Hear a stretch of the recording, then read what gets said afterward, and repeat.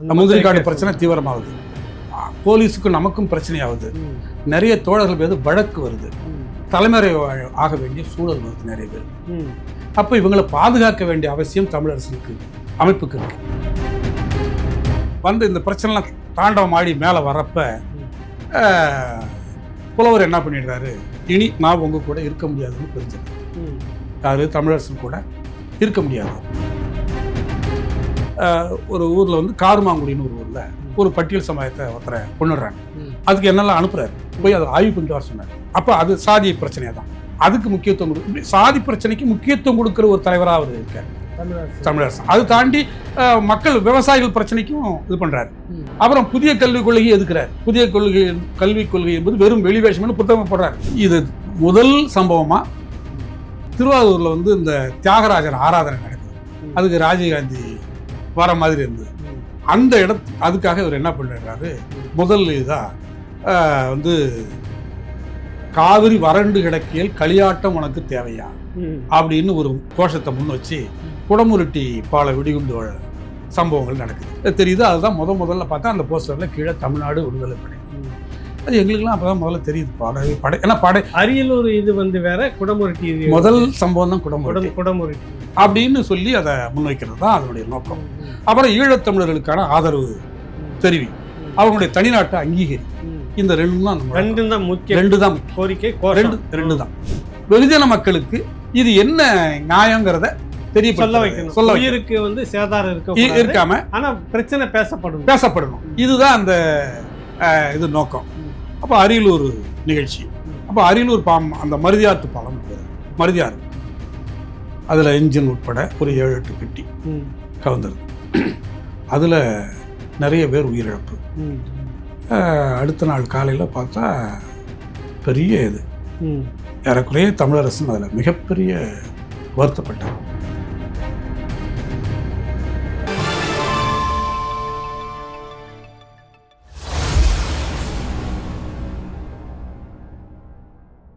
சில ரவுடிகளை இறக்கி 2-3 இடங்கள்ல அடிக்கிறாங்க. அதுல குறிப்பா கல்லாத்தூர்னு ஒரு ஊர்ல, அப்புறம் இன்னொரு ஊர், இப்படி 2-3 ஊர்ல நடக்கிறாங்க. அதுல சில கலவரம் நடந்தது. என்கிட்டலாம் வந்து தங்குறாங்க. 50 பேருக்கு மேலாம் நான் தங்க வைக்கிறேன். இப்படி அங்கங்க தங்க வைக்கிறேன். சில இடங்கள்லாம் சொல்லி தங்க வைக்கிறேன். நிறைய எனக்கு தொடர்புகள் உண்டு. அப்ப நான் தான் வளர்ந்துட்டேனே, வந்து நிறைய இடங்கள்லாம் தங்க வைக்கிறேன். ஏறக்குறைய ஒரு பெரிய மக்கள் தொடர்பு நபரா நான் இருக்கேன். அப்ப ஆனா வயசு சின்னவன் தான். இந்த சூழல்ல இவன் வந்து ஒரு பெரிய இதாக போயிட்டு இருக்கான், இவன் வந்து சரியா இருக்கான்னு தான் வீட்டில் கல்யாணம் பண்ணணும் முடிவு எடுக்கிறேன்.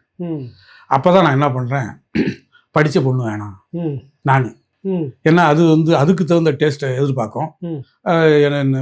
நல்லா இதாக இருக்கணும் அதாக இருக்கணும்னு நினச்சா போயிடும் நமக்கு, வேலைக்கு போகணும். இப்போ எனக்கு வேலை கிடைக்குது, எங்கள் அரியலூர் சிமெண்ட் வேலை கிடைக்குது, சிமெண்ட் ஃபேக்ட்ரியில். இப்போ தமிழரசு என்ன சொல்கிறாரு, இவர் தொழிலாளர்கள் மத்தியில் வேலை செய்யட்டும், வேலைக்கு போகட்டும்னு சொல்கிறாரு. தர்மலிங்கம் என்ன சொல்கிறாரு, இல்லை அவர் வேலைக்கு போகக்கூடாது, அவர் இன்னும் இங்கே கூடுதலான பொறுப்பில் அமைப்பு கட்டுறதுல இருக்கணும், இவர் நல்ல போராளி, நல்ல களப்பணியாளராக இருக்காரு, அதனால் அவரை வந்து இப்போ நம்ம விட்டுற முடியாது அப்படின்னு விவாதம் நடக்குது. அதில் தர்மலிங்கம் தான் அவருக்கு குரு அமைச்சராக, அவர் சொல்கிறது தான் இப்போ நான் கேட்டுக்கிறேன். அதனால வேலைக்கு போகல, இந்த சத்து நோலியே இருக்கிறதுன்னு முடிவு பண்ணிட்டேன். ஏன்னா இது அப்புறம் லோக்கல்ல தான் வேலை செய்யறேன், இப்போ நினைச்சா வேலை செய்துக்கலாம், ஒரு ஆளை விட்டு பார்த்து நம்ம இடத்துக்கு போயிடலாம். அதனால இதில் அப்படியே இருந்துக்கிட்டு வெளியில நான் வந்து வேலையில் இருக்கிற மாதிரியே இல்லைன்னா ஊர்ல சொல்லுவான்ல, ஒன்றும் இல்லாத ஊர் தெரியறப்பா அப்படின்ட்டுவாங்கல்ல. அதனால என்ன பண்ணிட்டேன், வேலையிலையும் சத்து நூலை நீடிச்சுக்கிட்டேன், வேற எந்த வேலைக்கு போகல, வேணான்னு நிப்பாட்டிட்டேன், முடிவு பண்ணிட்டேன். இல்லை வேலைக்கு போறதில்ல, அமைப்பு எடுத்த முடிவு சரி அப்படின்னு எடுத்துக்கிட்டு பயணம் பண்ணுறேன். அப்போ தான் திருமணம் முடிவெடுக்கிறாங்க. அப்போ எனக்கு வந்து படித்த பொண்ணுலாம் பண்ணோம். அப்போ தமிழரசர் 2 மணி நேரத்தில் போய் பார்க்குறாரு. அப்போ பெண் பார்க்குறாரு. பார்த்து புதுக்கோட்டையில் ஒரு தர்மலிங்கன்னு ஒரு வாத்தியார் வீட்டில் பொண்ணு இருக்கு. இல்லத்தோட அதான் நமக்கு சுத்தப்பட்டு வராது. அப்புறம் இப்போ நம்ம கௌதம் டைரக்டர் இருக்காருல்ல, அவங்க அப்பா வடமலைன்னு, அவரு என்னுடைய நான் பயணத்தில் அவரும் ஒருத்தர். இந்த பயணத்தில் உங்களுக்கு மூத்தவர். ஆனாலும் நான் அவரை என் கூட, அவர் சிபிஐல இருந்தார், அவர் நம்ம கூட அவரை கொண்டுட்டு வந்துட்டேன். அப்போ அவரு என்ன பண்றாரு, ஒரு வன்னியர் பொண்ணு தான், அந்த பொண்ணை எனக்கு கொண்டு வந்து, ஒன்றும் இல்லை நாங்கள் பார்த்துக்கிறேன், நம்ம திருமணம் பண்ணி வைக்கலான்னு.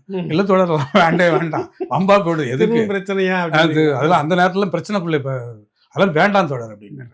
அப்பதான் சரி என்ன ஆகும்னா, எங்க சொந்த இடத்துலயே நிறைய பொண்ணுங்கள்லாம் இருந்தது. அதெல்லாம் வேணான்னு அப்புறம் முடிவெடுத்து, இப்ப என்னுடைய துணைவியார் ராணி எங்க மாமா பொண்ணு தான். எங்க அம்மா பிறந்த ஊர்லேயே அத்தியூர்னு சொல்லி என் பகுதியில், அதே ஊரில் எங்கள் மாமா பொண்ணு அது. இதுன்னா படிக்கல, ஆனால் பண்பாக இருக்கும், நல்ல வேலை செய்யும், காட்டு வேலை எல்லாம் செய்யும். இப்போ ஒரு வேளை நாம் தலைமறைவாக போனால் நம்ம கூட ஒத்துழைப்பாக இருக்கணும்ல, அந்த தொலைநோக்கு அதை யோசிச்சு நீங்க இந்த மாதிரி தேடுறேன். படிச்ச பொண்ணா இருந்துன்னு வச்சிங்களேன், நீ வேலைக்கு போனியா, அதை பண்ணினியா, இதை பண்ணியான்னு கேட்டால் வம்பா போடுமே இப்படிங்கிற ஒரு எண்ணம். அதனால என்ன பண்றேன், படிக்கிறது படிக்க அது ஒரு பெரிய, ஏன்னா படிப்பு பத்தி கவலைப்படதில்லை நம்ம, நமக்கு வந்து இந்த ஞானம் இருந்தா போதும். அப்ப அது அந்த இடத்துல இந்த பொண்ணு வேணாம், ஜாதகம்னு பார்த்து இது பண்ணாதீங்க, போய் மாமா வீட்டுல பொண்ணு கேளுங்க, நான் வேணா கட்டிக்கிறேன் அப்படின்னு முடிவு எடுக்கிறேன். அப்புறம் சரின்னு சொல்லிட்டு முடிவு எடுக்கிறோம். அப்புறம் திருமணம் ஆகுது. எந்த வருஷம் திருமணம்? இது 85 சரி, எனக்கு திருமணம் நடக்குது. அது மியூனிசிபாலிட்டி மாநாடு கூட அது 85 தான், பட் அதுக்கு பிற்பாடு இந்த திருமணம் நடக்குது. அப்புறம் அதுக்கு திருமணத்துல யார் யாரெல்லாம் வராங்க? திருமணம் எப்படி நடக்குதுன்னா, புரட்சி வரும் நாளை நோக்கி போராட ஒன்று சேருகிறோம். பத்திரிகை இப்படித்தான். நக்சல் பாரி தலைவர் புலவூருக்கு கலியூர்மாள் தலைமை. யார் வடிவமைக்கிறதா தமிழரசன் தான் சொல்றாரு, யார் யார் பேரெல்லாம் போடலாம் அப்படின்னு போட்டு திருமணம் நடக்குது. ஒரு பயம் நம்ம சொந்தக்காரெல்லாம் வரல, ஏன் நக்சல் பாரின்னு போட்டாச்சு, சிவப்பு பத்திரிக்கை கொடியை பிடிச்சிக்கிட்டு இப்படி நிக்கிற மாதிரி ஆண் பெண் போட்டு புலவர் இவருக்காருல வடமலை, அப்ப கல்பனா அச்சகம்னு ஒண்ணு வச்சிருந்தாரு அவரு. கல்பனா அச்சகம் திட்டப்படியில வச்சிருந்தாரு. அந்த அச்சக அங்கதான் வந்து சென்னையில இருந்து ஒரு தோழர் வந்திருந்தாரு. அவர் தான் இந்த இதெல்லாம் கம்போஸ் எல்லாம் பண்ணி நாங்க வடிவமைக்கிறோம். அதுல பார்த்தா எழுதி கொடுத்தது முழுக்க தோழர் தமிழர். சரிங்க. பார்த்தா இந்த லெனின், மார்க்ஸ் இதெல்லாம் இருக்கு. தலைப்பு என்ன வச்சுங்க, புரட்சி வரும் நாளை நோக்கி போராட ஒன்று சேர்க்கிறோம். அது வேற அப்படி இது இருக்கு. அதாவது நாங்கள் இருவரும் ஒன்றாகி இணைந்து வாழ துவங்கும் நன்னாளில் தாங்களும் வருகை தந்து வாழ்த்து கூற வேண்டுகிறோம். இவன் இதுல வேற ராணி பெரியசாமி. சரிங்க. இப்படி எல்லாம் போட்டு அடிச்சா ஊர்ல ஒருத்தரும் வரல இல்ல. சரி, பயந்துகிட்டு ஏதோ சொந்தம் கொஞ்சம் பேர் வந்தாங்களே தவிர மீதி பேர்லாம் அப்படி இப்படி வந்து தெரியாத வந்து மொழி கொடுத்துட்டு போயிட்டான் பயந்துகிட்டு. ஏன்னா புலவர் வந்தாரு. அப்புறம் சில நம்ம தோழர்லாம் வந்தாங்க, வந்து திருமணம் நடந்தது. அப்ப பயங்கரமா பழைய பேண்டு பழைய சட்டை போட்டுட்டு தாலி கட்டுனது. அது அப்போ அப்படி ஒரு பெரிய இது மூட நம்பிக்கை அது இதெல்லாம் சொல்லிட்டு அப்படி இருந்தேன். அப்போ திருமணம் நடந்ததோட அதுக்கு பிறகு அப்படி தீவிரமாக போகுது. காட்டு பிரச்சனை தீவிரமாகுது, முந்திரி காடு பிரச்சனை தீவிரமாகுது, போலீஸுக்கும் நமக்கும் பிரச்சனையாகுது, நிறைய தோழர்கள் பேர் வழக்கு வருது, தலைமுறை ஆக வேண்டிய சூழல் வருது நிறைய பேர். அப்போ இவங்களை பாதுகாக்க வேண்டிய அவசியம் தமிழரசுக்கு இருக்கு, அமைப்புக்கு இருக்கு. அப்ப என்ன பண்றது? அப்புறம் சில பேரை வந்து போலீஸ் தேடுது, இவங்க நாம் திருப்பி அடிக்கணுங்கிற மாதிரி முடிவுலாம் எடுக்கிறாங்க. அப்புறம் இந்த சூழ்நிலையை இன்னும் அமைப்பு முறையா கட்டமைக்கப்படலை பாருங்க. ஏன்னா அந்த விவாதம் வந்ததுல அப்படியே போயிட்டு தான் இருக்கு. ஒரு கட்டத்துல வந்து இந்த பிரச்சனை எல்லாம் தாண்டவம் ஆடி மேல வரப்ப புலவர் என்ன பண்ணிடுறாரு, இனி நான் உங்க கூட இருக்க முடியாதுன்னு பிரிஞ்சிடறாரு. யாரு? தமிழரசன் கூட இருக்க முடியாது. என்ன காரணம்?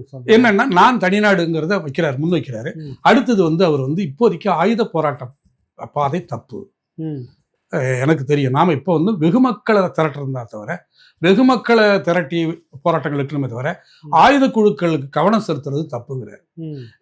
ஆனா தமிழரசன் என்னாரு, அக்கம் பக்கமா வைக்கணுங்கிறாரு. அதாவது ஒரு பக்கம் வெகுஜன போராட்டம் இருக்கணும், இன்னொரு பக்கம் நமக்கு ஸ்குவாடு தேவை. அதுக்காக பயிற்சி எல்லாம் பண்றாங்க, சில பயிற்சி எடுக்கிறாங்க. இவங்க ஆயுத பயிற்சி எல்லாம் எடுக்க போறாங்க, ஆயுத பயிற்சி எடுத்துக்கிறாங்க. ஏன்னா இப்ப ஈழத்தமிழர்களும் கூட இருக்காங்க. அதான் நான் நிறைய பேர் இருக்காங்க, 30-40 பேர் இந்த மாநாட்டுக்கு சொன்னாங்கல்ல, அது மாதிரி நிறைய கூட இருக்காங்க. அப்ப ஆயுதங்கள்லாம் இருக்கு, புழக்கத்தில் இருக்கு. அப்ப எல்லாம் எனக்கு தெரியும். அப்ப இந்த சூழல்ல ஆயுத குழு பெரியறாரு, இல்ல ஆயுத போராட்டம் இப்போதைக்கு இல்லைன்றாரு.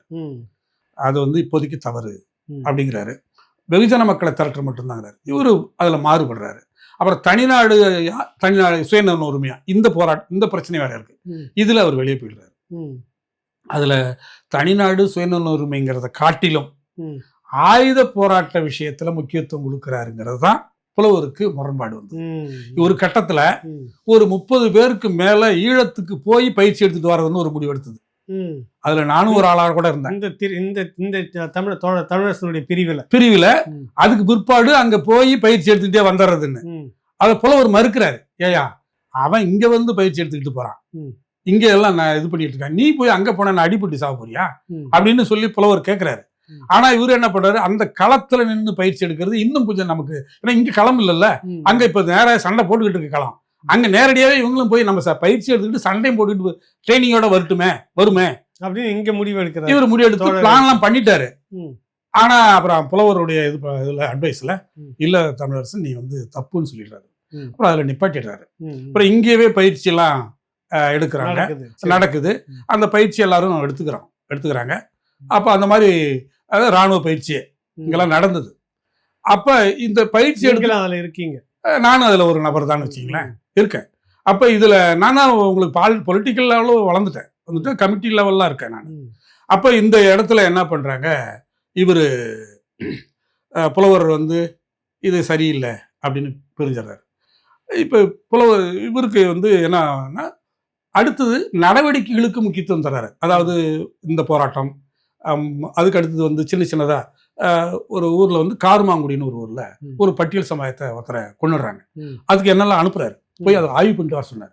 நான் அந்த ஊருக்கு போய் போலீஸ் இருக்கும்போதே தெரியாத போய் ஆய்வு பண்ணிட்டு வந்து என்னென்னதான் விஷயம் அப்படின்னு சொன்னா அப்புறம் அதுக்கு கவுண்டர் பண்ணணும் நம்ம அப்படின்னு சொல்லிட்டு அதுக்கான வேலை திட்டங்கள்லாம் உருவாக்குறாரு. திட்டக்குடியிலே ஒரு ராஜேந்திரன் ஒரு டாக்டர் அடிச்சு போடுறாங்க வேணும்னே. அப்ப அது சாதி பிரச்சனையா தான், அதுக்கு முக்கியத்துவம் இப்படி சாதி பிரச்சனைக்கு முக்கியத்துவம் கொடுக்கிற ஒரு தலைவராக அவர் இருக்காரு தமிழரசன். அது தாண்டி மக்கள் விவசாயிகள் பிரச்சனைக்கும் இது பண்றாரு. அப்புறம் புதிய கல்விக் கொள்கையை எதுக்குறாரு. புதிய கல்விக் கொள்கை என்பது வெறும் வெளிவேஷம்னு புத்தகம் போடுறாரு, துண்டறிக்கை போடுறாங்க, இதோட புத்தகம்லாம் போட்டாங்க. அப்ப இது மாதிரியான விஷயங்கள். அப்புறம் மாநில அரசுக்கும் மத்திய அரசுக்குமான உரிமை பிரச்சனை, குறிப்பா காவிரி நீர் பிரச்சனை முன்னெடுக்கிறார். இப்ப இந்த மாதிரி நேரங்கள்ல என்ன பண்றாங்கன்னா நாம வந்து அடுத்த கட்டத்துக்கு போகணும்.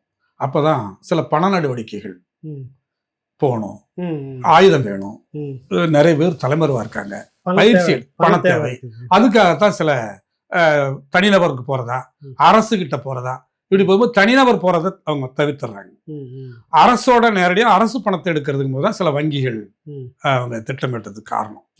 அப்போ அதுலதான் நிறைய இடங்கள் தவறாவே போயிடுச்சு. அதனால முடியல. ஏன்னா இவங்கெல்லாம் படிச்ச இளைஞர்கள், திருடு தெரியாது, எப்படின்னு அந்த இது பழக்கமும் இல்லை. எல்லாமே ஒரு மாதிரி நேர்மையா வளர்ந்து படிச்ச இளைஞர்களா, இவங்களுக்கு அந்த இந்த இது தெரியல, அந்த அனுபவம் இல்லை. அதால நிறைய இடங்கள்லாம் ஃபெயிலு. குறிப்பாக இந்த உட்கோட்டை பிரச்சனை, அப்புறம் இடையில ஒரு தாசில்தார் பிரச்சனை, அந்த தாசில்தாரே கொண்டுடுறாங்க, உட்கோட்டையிலே அதே மாதிரி மர்டர் ஆகிடுது. இப்படியான சில பிரச்சனைகள் நடக்குது. இந்த சூழ்நிலையில் அடுத்த கட்டத்துக்கு என்ன பண்ணுறது அப்படின்னு பார்க்கும்போது இப்படி அப்போ அமைப்பை வந்து முதல்ல ஒழுங்குபடுத்துங்க அப்படிங்கிற நிர்பந்தத்தை அப்புறம் நாங்கள்லாம் கொடுக்குறோம். குறிப்பாக தர்மலிங்கம் வந்து முன்வைக்கிறார். நீங்க முதல்ல நாம வந்து நடவடிக்கைகளுக்கு முக்கியத்துவம் தரோம், அமைப்பு அரசியலுக்கு முக்கியத்துவம் கொடுக்கும். அரசியலுக்கு என்னதான் அரசியல்ங்கிறத சொன்ன பிற்பாடுதான் நீங்க அடுத்த கட்டத்துக்கு போனா நல்லதுன்னு முன்வைக்கும் போதுதான் அப்புறம் சரி அறிக்கை எழுதுறது அப்படின்னு. இல்ல நீங்க அறிக்கை எழுதல நான் வைக்கிட்டான்னு கேட்கிறாரு தர்மலிங்கம். அப்பதான் உடனே இல்லை நான் அறிக்கை எழுதுறேன்னு சொல்லிட்டு அப்புறம் அறிக்கை கொண்டு வைக்கிறாரு. அந்த அறிக்கை கொடுக்குறாரு. அப்ப அந்த அறிக்கையெல்லாம் படி எடுக்கிறோம். நாங்க நம்ம வீட்டுல உட்காந்து நான் அப்புறம் எங்க ஊர்ல பழனிவேல்னு அந்த பொன்பரப்பில் இறந்துறாரு, அவரெல்லாம் கூட நாங்க எழுதுறோம் கையாலேயே. நிறைய பொன்பரப்பி வங்கி கொள்ள இதுல தோழர் இருக்கும்போது அவர் பழனிவேலும் இறந்துறாரு. அவர் எனக்கு மாமா பையன், எங்க ஊரே மாமா மாறா. அவர் ஒரு எம்ப்ளாயா இருந்தாரு சுகர்பேட்டையில். அவர் அது வேண்டான்னு சொல்லிவிட்டே வந்துட்டார். நான் வந்து அவரை வென்றெடுத்ததில்லை, நான் தான் பொறுப்பாளர்னு வச்சுங்களேன். அப்போ அந்த மாதிரி பல பேர்த்த வென்றெடுத்திருக்கேன். அதில் ஒருத்தர் அவர் அந்த நடவடிக்கைகளை கலந்துக்கிட்டார். அவர் திருமணம் ஆகலை, அவர் இறந்துடுறாரு. அப்போ நாங்கள்லாம் சேர்ந்து தான் அந்த அறிக்கையெல்லாம் எழுதுறோம். அதில் வந்து எனக்கு ஒரு ஞாபகம் இருக்கு. அதில் அறிஞர் குணா, அப்புறம் வந்து மனோ நாகராஜன், குணா 3 பேர்த்த சொல்கிறாரு. மனோ நாகராஜன் அவர்னா இந்த இப்போ நம்ம இவர் இருக்காருல, மனோர்னா கருணாமனோகரன், நாகராஜன்னா அந்த இப்போ இவர் ராஜதுரை, அப்புறம் வந்து குணா. இவங்க சொல்ற தேசிய இன விடுதலைங்கிறது தவறுன்னு இவர் சொல்றாரு. அதை தாண்டி நம்ம முன்வைக்கணும் அப்படின்னு பேச இவங்களுக்கெல்லாம் கடிதம்லாம் எழுதுறாரு. எனக்கு வீட்டில இருந்தா எழுதுறாரு பார்க்குறேன். அதுக்கு ஒரு படம் ஒரு அறிக்கை முன் வச்சோன்னு அப்புறம் அந்த அறிக்கையை இது பண்றோம். இந்த அறிக்கையை முன் வச்சு நாம வந்து ஒரு கூட்டம் நடத்தோம். இப்போதான் 86ல் ம். கொல்லிமலையில் கூட்டம் கொல்லிமலை நடக்குது. ஒழுங்கா கட்டமைப்பு செய்யப்பட்ட முதல் ம். அமைப்பு.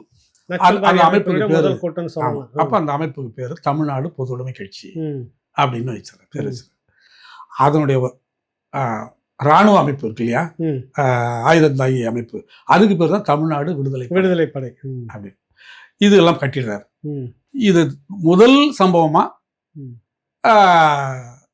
திருவாரூர்ல வந்து இந்த தியாகராஜர் ஆராதனை நடக்குது. அதுக்கு ராஜீவ்காந்தி வர மாதிரி இருந்தது. அந்த அதுக்காக இவர் என்ன பண்ணிடுறாரு, முதல் இதா வந்து காவிரி வறண்டு கிடக்கையில் களியாட்டம் உனக்கு தேவையா அப்படின்னு ஒரு கோஷத்தை முன் வச்சு குடமுருட்டி பால வெடிகுண்டு சம்பவங்கள் நடக்குது. அப்ப அந்த சம்பவத்தை வந்து தெரியுது. அதுதான் முதல்ல பார்த்தா அந்த போஸ்டர்ல கீழே தமிழ்நாடு விடுதலை படையினர். அது எங்களுக்குலாம் அப்பதான் முதல்ல தெரியுது படை. ஏன்னா படை அரியலூர் இது வந்து வேற, குடமுருட்டி முதல் சம்பவம் தான் குடமுருட்டி. அது எப்படி நடத்துறீங்க, அது என்ன பிளான் பண்ணி? அது எப்படின்னா, உங்களுக்கு நோக்கத்துக்காக காவிரி பிரச்சனை தமிழகத்திற்கு வேணும். அப்ப காவிரி வறண்டு கிடக்குது. இதுக்கு தமிழக அரசும் சரி அல்லது இந்திய அரசு நீ பேச்சுவார்த்தை நடத்தி கர்நாடகத்தோட காவிரி நீர் திறந்து விட சொல்லி ஏற்பாடு பண்ணு. அதுக்கான தீர்வு பண்ணிட்டு இருந்தா எப்படி அப்படின்னு சொல்லி அதை முன்வைக்கிறது தான் அதனுடைய நோக்கம். அப்புறம் ஈழத்தமிழர்களுக்கான ஆதரவு தெரிவி, அவங்களுடைய தனிநாட்டை அங்கீகரி. இந்த ரெண்டு தான் முக்கிய கோரிக்கை. ரெண்டு தான் எழுதுறீங்க அந்த சீட்ல. இல்ல, நாங்க இதை எழுதல. இதெல்லாம் முதல்ல அவர் பண்ணிடுறாரு. உங்களுக்கு இன்னொரு விஷயம் என்னன்னா, வெகுஜன அமைப்பு வேற, கட்சி வேற, படை வேற, மூணும் தனித்தனி. வெகுஜன அமைப்புல இருக்கிறவங்களுக்கு கட்சியில யார் யாரெல்லாம் இருக்கான்னு தெரியாது. கட்சிங்கிறது முதுமையான முதிர்ச்சி அடைஞ்சவங்க தான் இருப்பாங்க. அந்த படையில இருக்கிறவங்க இராணுவ ரீதியான உடல் பலம் உள்ளவங்க அல்லது மன ரீதியான உறுதி உள்ளவங்க ராணுவ அமைப்பு இருப்பாங்க. தமிழ்நாடு விடுதலை படையில இருப்பாங்க. படையில இருக்கிறவங்க யாருன்னு வெகுஜன அமைப்பு தெரியாது. ஒண்ணு தொடர்பு இருக்காது, தெரியாது. ஆனா கட்சியில இருக்கக்கூடிய தலைமைக்கு தெரியும் எல்லாமும். ஆமா, அப்படி இருக்கும்பொழுது அந்த குடமுருட்டி சம்பவத்துல இருக்கிறவங்க யாருங்கிறது எங்களுக்கும் தெரியாது. அதை யாரு எப்படி கட்சி முடிவெடுத்ததுன்னு வெகுஜன அமைப்பா இருக்கிறவங்களுக்கு தெரியாது. நான் வெகுஜன அமைப்பினுடைய பொறுப்பாளர். நாங்களாம் இப்ப ராணுவ அமைப்புடைய பொறுப்பாளர்களுக்கு தான் அது தெரியும், உங்களுக்கு தெரியாது, எங்களுக்கு தெரியாது. பார்த்தா சம்பவம் நடந்து போச்சு. பார்த்தா அது எப்படி நடக்குது, அது என்ன நேரத்தில் நடக்குது, அது உங்களுக்கு வந்து இரவுல தான் நடந்திருக்கு. பட் அது ஆனா வந்து உங்களுக்கு அதான் அந்த தியாகராஜர் ஆராதனை நடக்குதுல்ல, அந்த ஆராதனைக்கு முன்னாலே முத நாள் குடமுருட்டி, அதாவது தஞ்சாவூர் போகிற வழியில் பார்த்தீங்கன்னாக்கா, அரியலூர் இருந்து தஞ்சாவூர் போகிற வழியில் குடமுருட்டின்னு ஒரு பாலம் இருக்கும். அதில் ஏதோ பாலத்தில் ஒரு பக்கத்தில் வெடிகுண்டு வச்சு வெடிக்க வச்சிடறாங்க. அது ஒரு பெரிய சேதம்லாம் ஒன்றும் இல்லை. ஆனால் அதன் மூலமாக அவங்க என்னென்னா, ஒரு வெடிகுண்டு சம்பவத்தின் மூலமாக ஒரு பெரிய பிரச்சாரத்தை உண்டு பண்ணுவது. என்னென்னா, ரெண்டு தலைப்பில், ஒன்று காவிரி பிரச்சனைக்காகவும் ஈழத்தமிழர் ஆதரவு, இந்த ரெண்டு செய்தி வெளியில் வர்றது. ஒரு சில வெடிகுண்டு சம்பவத்தின் மூலம் வெகுஜன மக்களுக்கு இது என்ன நியாயங்கிறத சொல்ல வைக்கணும். உயிருக்கு வந்து சேதாரம் இருக்காம, ஆனா பிரச்சனை பேசப்படணும். இதுதான் அந்த இது நோக்கம். ஆனா இது யாரு செஞ்சது என்னங்கிறது உடனடியா உளவுத்துறையோ அல்லது காவல்துறைக்கு தெரிஞ்சு அப்போ வந்து தமிழ் அரசு தேடப்படுற குற்றவாளியா அறிவிக்குது. பரிசு அறிவிக்குது. எவ்வளவு பரிசு? அப்போ வந்து 10,000 1,00,000 அறிவிச்சிருக்காங்க. அறிவிச்சு அவரை பண்ணாங்க. அதுல 2 பேரை போடுறாங்க. ஒன்னு தமிழரசன், இன்னொன்னு ஜெகநாதன், வைத்தியவேலி ஜெகநாதன். அவர் எனக்கு முதல்ல தெரியாது, அப்புறம் தெரிஞ்சுக்கிட்டேன். அது வந்து பழைய அழித்தொழிப்பு காலகட்டத்தில் இருந்திருப்பாராட்டிருக்கு. அவரு அப்புறம் கொஞ்ச நாளா கொல்லிமலை இருந்தாராம். அப்புறம் அதுக்கு பிற்பாடு இங்க இந்த கொல்லிமலை நிகழ்ச்சியில பார்த்தேன் அவரை. அமைப்பு கூட்டம் போட்டோம்ல, அப்ப பார்த்தேன் அவரை. அப்ப அவரு அதுல குற்றவாளின்னு அப்பதான் சேர்த்தப்பட்டிருக்காங்க. அப்ப அந்த சம்பவங்கள் தெரியுது. அப்ப அதுக்கு பிற்பாடு அப்புறம் அது யார் செஞ்ச, பொதுவாக அமைப்புல என்னன்னா, இது யார் செஞ்சா, இது யாரு, இது என்ன, இதெல்லாம் கேட்க மாட்டோம். அது தனி வேலை. வெகுஜன அமைப்புனா பொதுக்கூட்டங்கள் போடுறது தெரிஞ்சுக்க கூடாது, கேட்கவும் மாட்டோம். இப்படிதான் இருந்தது. அப்ப இந்த ரகசிய நடவடிக்கைனா அதோட முடிஞ்சிருச்சு, அவ்வளவுதான். அதான், அதுல யாரு போனது என்ன போனது எல்லாம் சொல்ல மாட்டாங்க, தெரியாது. இப்படிதான் இப்ப எனக்கு தெரிஞ்சதுன்னா அது இன்னொருத்தவங்களுக்கு நான் சொல்லக்கூடாது. இப்படித்தான் அந்த அமைப்புல அப்படிதான் இருந்தது. அப்ப அந்த அடிப்படையில குடமுருட்டி சம்பவம் இது 86 நடக்குது. அதுக்கு பிறகுதான் 86ங்களா, அதன் பிறகு அமைப்புல இன்னும் பண தேவைகள் இருக்கு, ஆயுதம் தேவைகள் இருக்கு. அப்ப இன்னும் ஒண்ணா நடக்குது. அதான் அந்த உட்கோட்டை சம்பவங்கள். அப்புறம் இந்த தாசில்தார் நெல் கொள்முதல் தாசில்தார் உறையூர் நடந்த அந்த சம்பவங்கள் நடக்குது. இதெல்லாம் பணத்துக்காக. அப்போ இன்னும் கூடுதலாக அமைப்புக்கு இன்னும் நெருக்கடிகள் அதிகமாகுது. இன்னும் தலைமறைவு தோழர்கள் அதிகமாகிட்டே இருக்காங்க. அப்போ இன்னமும் அவருக்கு நெருக்கடியாகுது. காவல்துறை தேடுதல் இருக்கு, இந்த மாதிரி சூழல் வருது. இதுக்கு இடையில அவர் என்ன பண்ணிடுறாங்க, அரியலூர் 87 மார்ச் அந்த மாதிரி காலகட்டத்தில் ஈழத்தில் பெரிய 86 லாஸ்ட்ல நிறைய கடுமையான போராட்டங்கள் அங்கே ஈழத்தில் நடந்துகிட்டு இருக்கு. இப்போ உடனே அதுக்கு ஒரு எதிர்ப்பு தெரிவிக்கணுங்கிற மாதிரி 87 என்ன பண்ணிடுறாங்க, நாம் ஒரு எதிர்ப்பை காட்டணும் அப்படின்னா மத்திய அரசாங்கத்துக்கு காட்டணும். அப்போ என்ன பண்ணலான்னு முடிவு எடுக்கிறாங்க. அப்போ அந்த முடிவு பார்த்தீங்கன்னாக்க நாம் ரயில்வே ட்ராக்ல ஒரு பாம் பிளாஸ்ட் பண்ணுறது. அதன் மூலம் அப்போ பார்த்தீங்கன்னா உங்களுக்கு திமுகவே கூட சில இடங்கள்ல உங்களுக்கு திருச்சியில் பார்த்தீங்கன்னா இந்த மலர் மணல்லாம் கூட கைதானாங்க பாருங்க. அந்த மாதிரி நிறைய இப்போ திமுக கூட அந்த போராட்டம்லாம் எடுக்குது. அப்போ எல்லாமே ஈழத்தமிழர்களுக்கு ஆதரவா அதுதான் வெடிகுண்டு சம்பவங்கள் திமுகவே பல சம்பவங்கள்லாம் நடக்குது. அப்போ அது மாதிரி இவங்களும் என்ன பண்றாங்க, ஒரு சம்பவத்தை நம்ம செய்யுது அப்படின்னு முடிவு எடுக்கிறாங்க. அப்போதான் 87 மார்ச் 15 அந்த இதை எடுக்கிறாங்க. அரியலூர், அதாவது முதல்ல வேற இடத்துல மாத்தூர் பகுதியில் தான் அவங்க தேர்ந்தெடுத்தாங்க ஃபர்ஸ்ட். ஆனால் அதுக்கு அந்த இடத்துல வேண்டான்னு அப்புறம் முடிவு எடுக்கிறாங்க. அதுக்கு பிற்பாடு அவங்க என்ன பண்ணுறாங்க, திரும்ப இடத்த மாற்றுறாங்க. அப்போ அரியலூர் நிகழ்ச்சி. அப்போ அரியலூர் அந்த மருதியாற்று பாலம்னு பேர். மருதியாறு, அந்த மருதியாற்று பாலத்தில் வெடிகுண்டு வைத்து தகர்ப்பது, அதன் மூலமாக இந்த செய்தியை சொல்வது அப்படின்னு. அப்போ அந்த ஒரு 3 குழுவாக பிரிஞ்சிடுறாங்க. ஒன்று செய்தி சொல்றது ஒரு குழு, ரெண்டாவது போஸ்டர் ஒட்டுறது ஒரு குழு நகரத்தில் இந்த சம்பவத்தை ஒட்டி, இன்னொன்று வெடிகுண்டு வைப்பது. இப்படி 3 பிரிஞ்சிடுறாங்க. இந்த 3 குழு. அதில் எந்த குழுவில் இருக்கிறீங்க? நான் அதை செய்யறது போனது எல்லாத்துலேயும் கூட நான் இருக்கேன்னு வச்சுங்களேன். ஆமா, எல்லாரும் முக்கியமான இடத்துக்கு வந்துட்டீங்களா? இருக்கேன். ஆனாலும் நகரத்துல நான் தானே 3 வருஷமா அங்க படிச்சவன்ல, அதனால நகரத்துல போஸ்ட் ஓட்டுறதுல நீங்க இருங்கன்றாரு தமிழரசு. சரின்னு சொல்லிட்டு ஏன்னா போஸ்ட் ஓட்டுறதுக்கு நகரத்துல தமிழ்நாடு விடுதலை படைன்னு போட்டு ஓட்டுறது. அப்ப அது அந்த தமிழ்நாடு விடுதலை உடனே போலீஸ் பிடிச்சிரும்ல, ஏற்கனவே தேடுற அமைப்பாச்சு அது. அதனால நீங்க இருந்தா டக்குன்னு அதை கையாள தெரியும், நகரத்துல பரிச்சயமான ஆள், எங்க ஓட்டுறது எங்க தப்பிக்கலாம் அப்படிங்கிறது தெரியும், ஆனா நீங்க அந்த பொறுப்பு எடுத்துங்கன்றார். அப்ப நான் அந்த போஸ்ட் ஓட்டுற பொறுப்புல நான் தான் இருக்கேன், அங்க இது பண்றேன். அதுக்கு முற்பாடு அந்த சம்பவங்களை செய்யறது ஒரு, அது இரவு ஓட்டுறீங்களா பகல்? இரவு தான். அந்த அன்னைக்கு தான் அந்த சம்பவத்தை அன்னைக்கு 15 இரவு ஓட்டிட்டு இருக்கு. அதுல என்ன இன்னொரு விஷயம்னா, இந்த சம்பவத்துல எந்த காரணத்தை முன்னிட்டும் உயிர் பலி இருக்கக்கூடாது அப்படிங்கறதுல ரொம்ப முடிவெடுக்கிறீங்க. ஆமா ஆமா, முன்கூட்டியே முடிவு. எந்த இடத்துலயும் உயிர் பலி இருக்கக்கூடாது. ஏன்னா திமுக சில இடங்கள்ல பண்ணதுலாம் உயிர் பலி நடந்துச்சு. அந்த திருச்சிலாம் 2 பேரும் 3 பேரும் இறந்துடுறாங்க. அது மாதிரி உயிர் பலி இருக்கக்கூடாது. ஏன்னா நாம மக்களுக்காக இருந்தவங்க அப்படிங்கறது ரொம்ப தெளிவா முடிவு எடுக்கிறாங்க.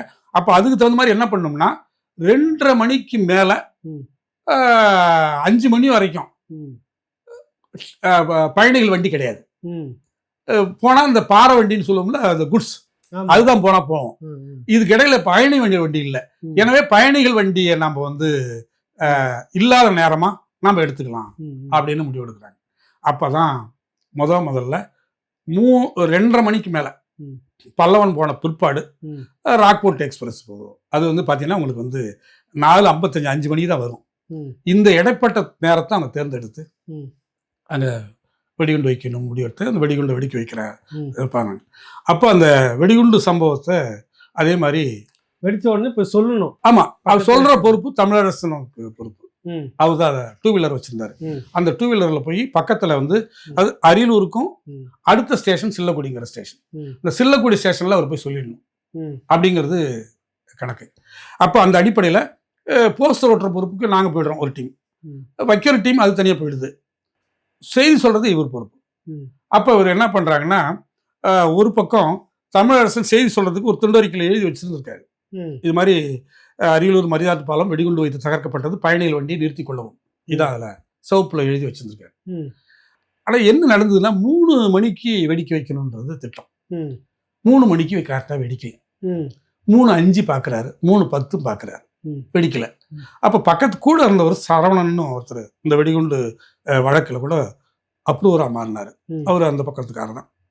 அவர் இவரை நச்சரிச்சிருக்காரு, என்னங்க நிறைய சத்தம் கேட்குது, 3:10 ஆயிடுச்சு, சில நடமாட்டங்கள் இருக்க மாதிரி தெரியுது, நம்ம தனியாக இங்கே இருக்கோம் வண்டி வச்சுக்கிட்டு, ஏதாவது சந்தேகப்படுவாங்க அப்படின்னு சொல்லி கேட்கும்போது தமிழரசன் என்ன பண்ணிடுறாரு, கிளம்பி போயிடுறாரு. சரி பார்ப்போம், ஏதோ நடக்கல இருக்கு அப்படின்னு நினச்சிக்கிட்டு அவர் நேராக கிளம்பி பாடாலூர் பக்கம் வந்துடுறாரு.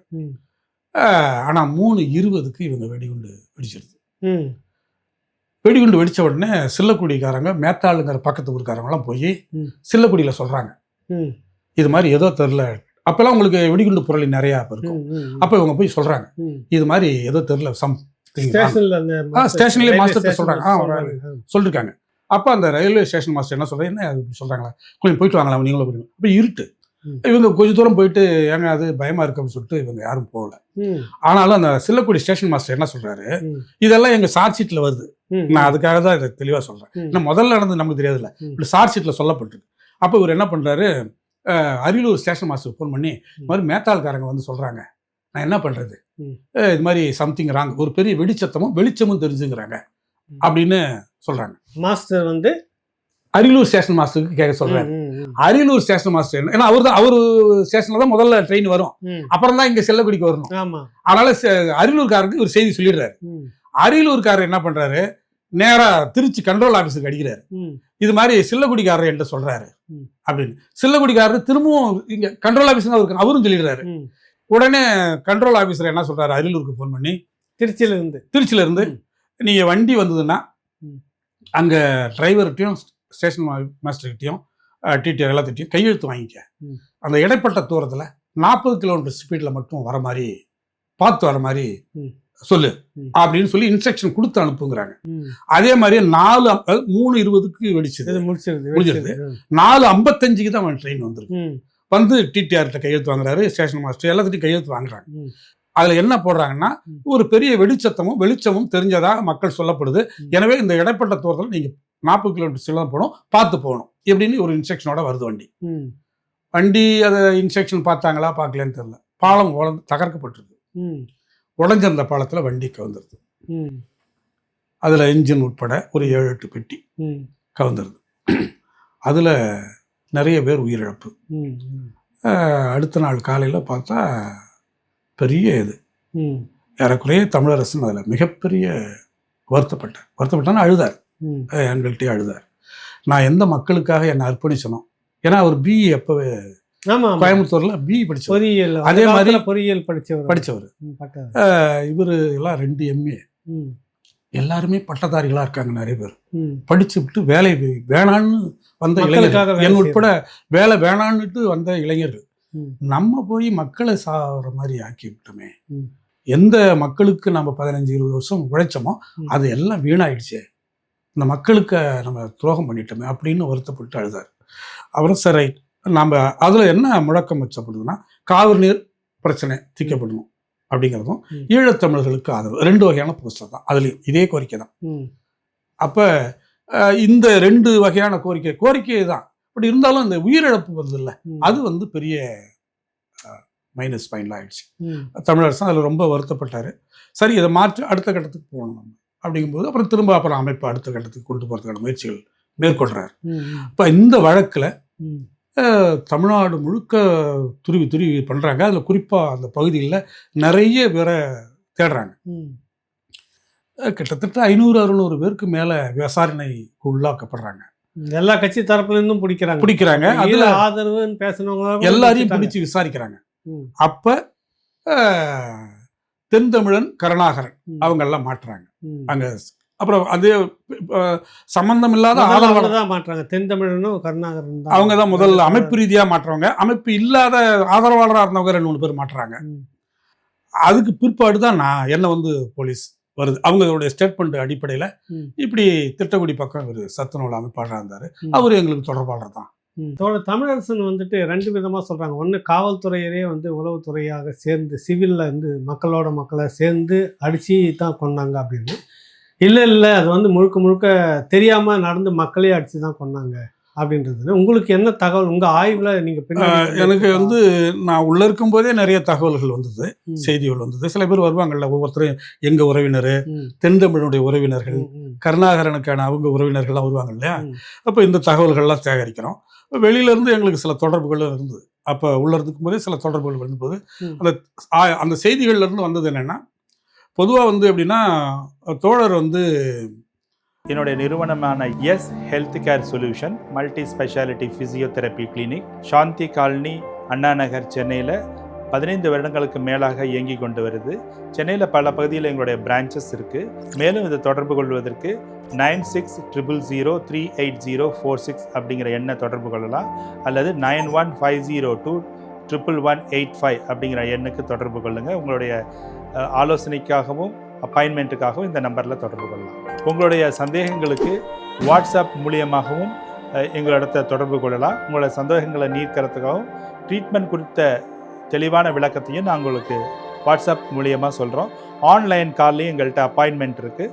நீங்கள் வர முடியாதவங்க அந்த ஆன்லைன் வசதியை பயன்படுத்தி கொள்ளலாம்.